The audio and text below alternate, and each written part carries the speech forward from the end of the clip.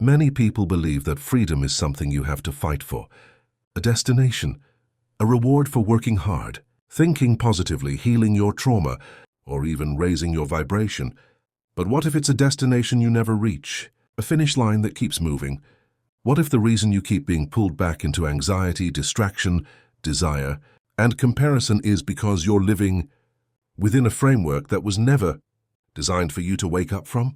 Because, according to the ancient nostalgics, the great prison is not made of metal or stone. It is made of a reality so compelling that you not only defend it, you help to reinforce it. They call the architect of this realm the Demiurge, not the true God, not the source, but a lesser intelligence, an imitator that rules through division and forgetfulness. And here is the simple truth, which most people forget. It was never about fixing something out there. It has always been about remembering who you are, based on the monad, the true God, because there is a part of you that was never born into this system, a mirror that doesn't belong to the cycle, doesn't belong to the drama, and doesn't belong to the fear.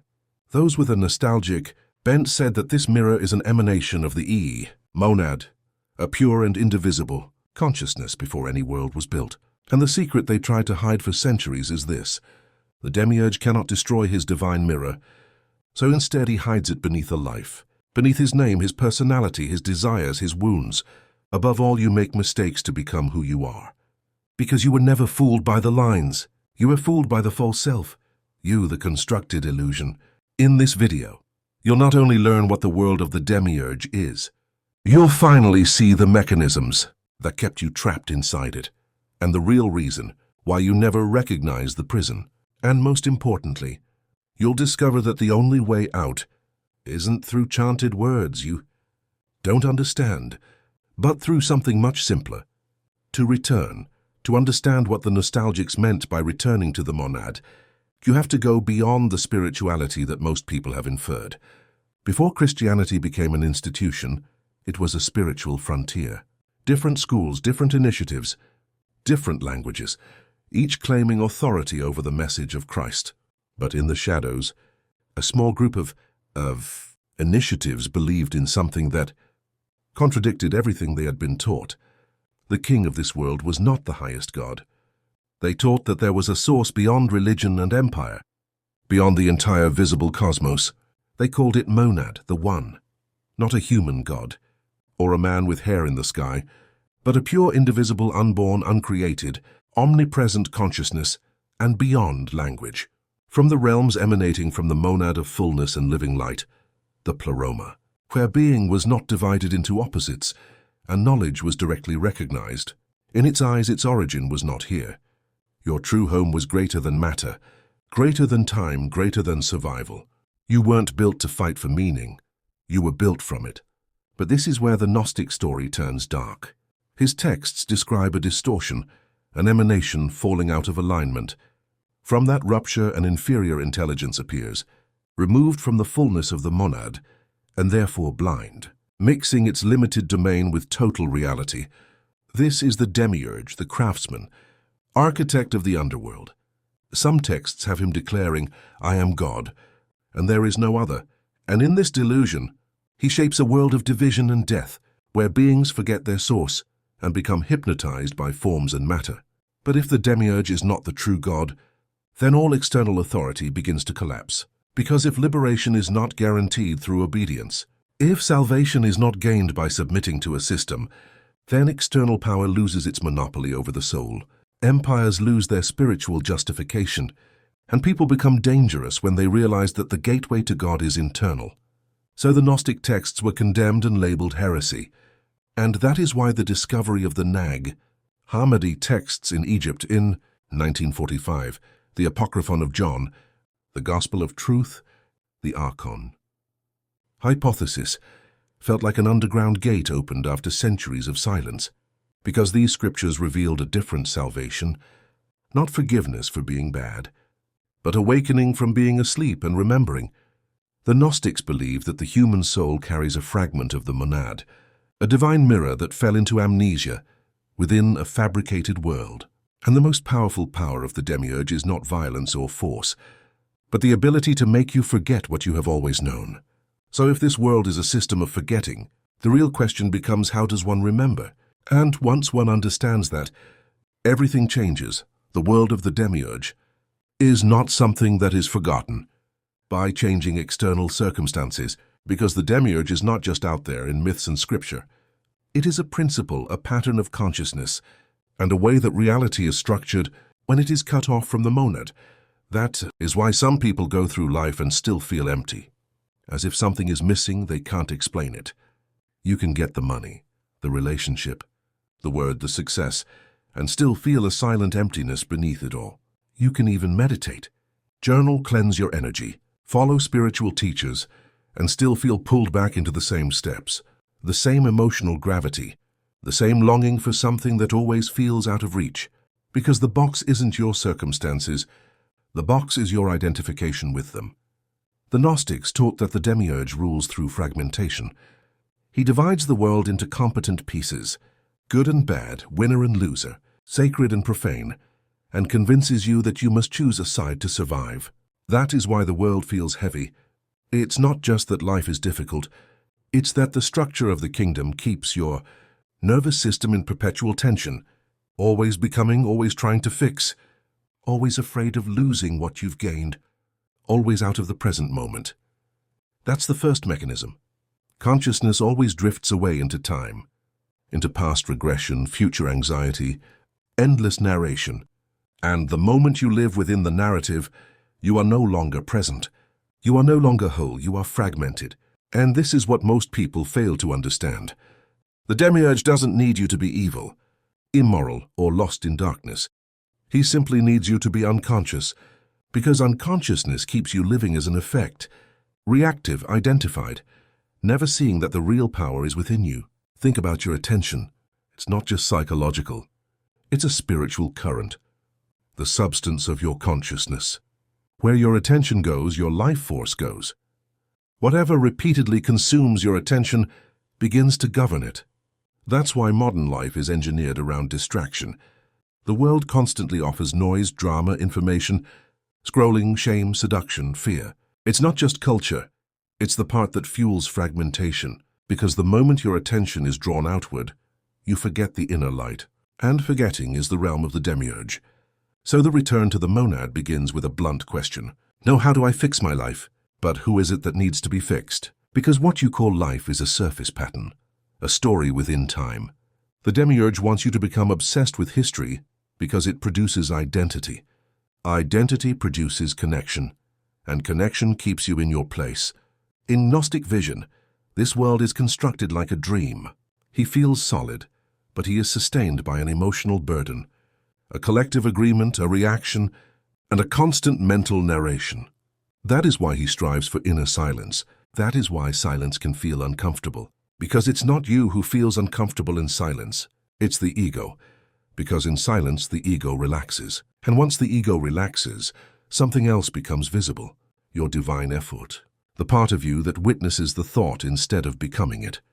The part of you that remains, even when everything else changes.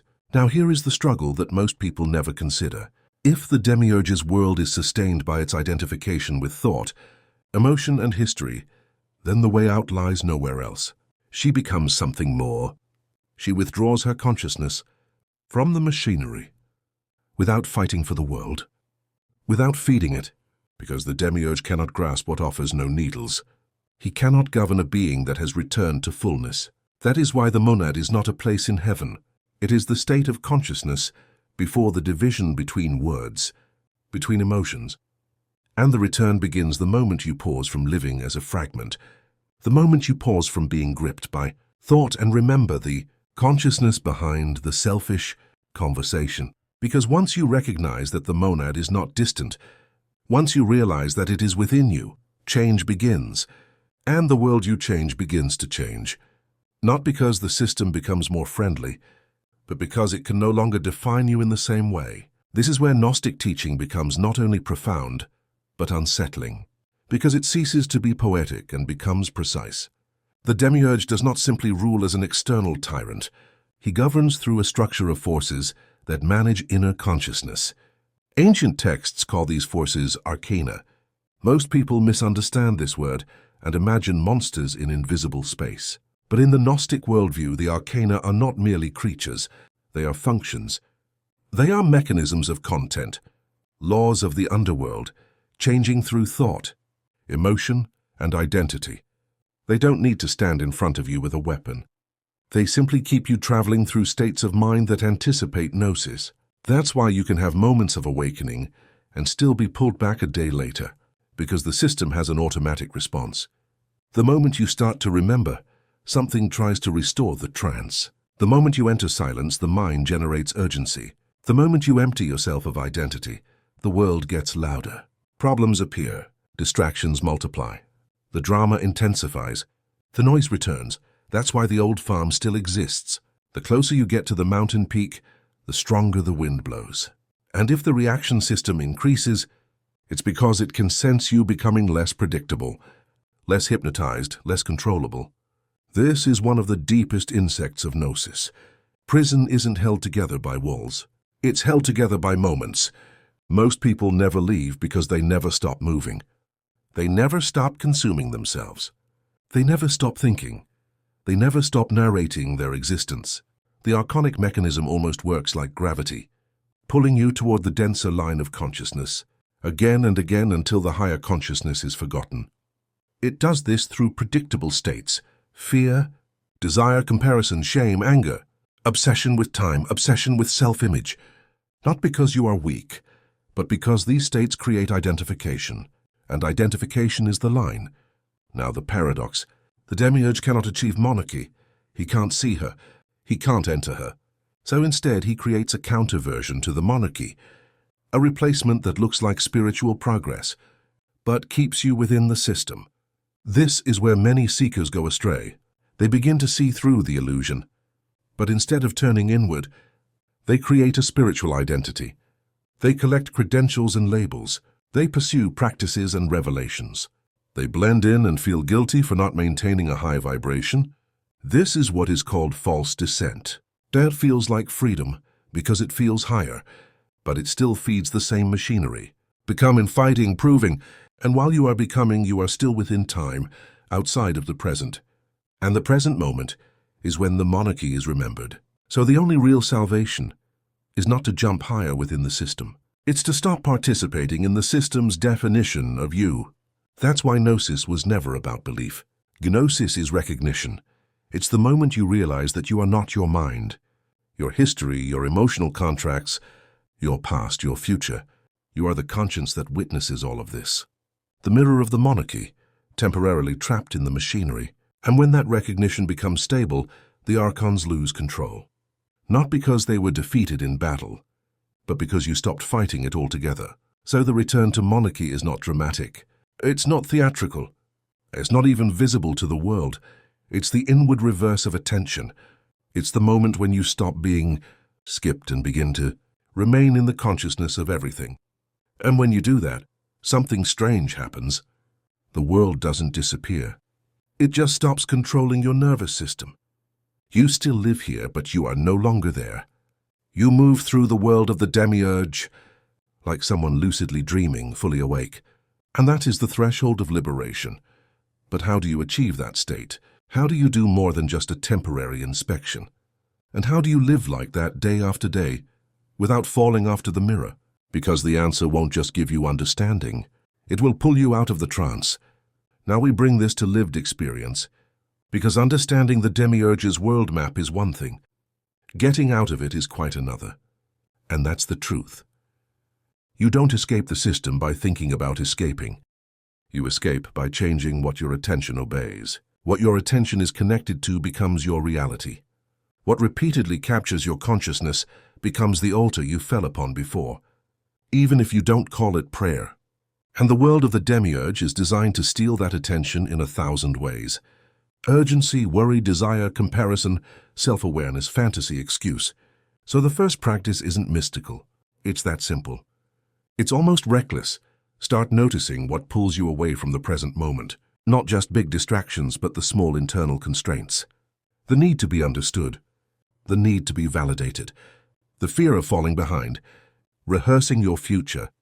Replaying your past. Think about what happens when you look at an old photograph. In an instant, you are transported back. The mind takes you there as proof that the past still exists.